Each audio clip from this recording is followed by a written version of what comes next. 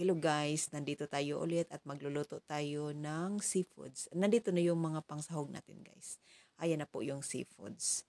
Tapos magpainit na tayo ng mantika sa kaldero. Ayan na guys. So magisa na tayo, umpisahan na natin. Ayan, sobrang init ng mantika natin guys. Ayan. Ihulog na natin yung mga lamas, sibuyas at lahat na sila ihulog natin. At isunod natin yung squid or seafoods. Nandyan may kunti siyang shrimps. Tapos ilagay na rin natin yung bay leaves para masarap at mangamoy-ngamoy guys. Ayan na. Lagyan natin siya ng konting soya sauce. Konti lang siya at saka konti na rin na vinegar. Puro lang yan sila tansyado. Kasi hindi naman masyadong marami yung niluluto ko. So, pakunti-kunti lang din.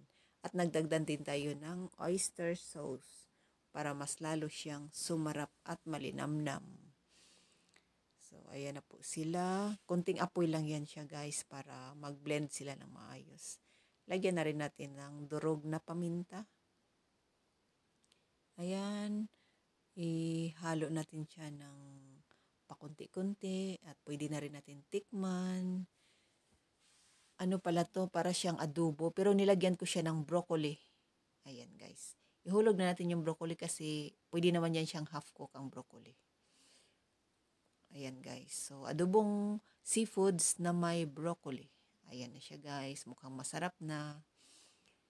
Tapos halo-haloin. Ayan na. Actually luto na talaga yan sila.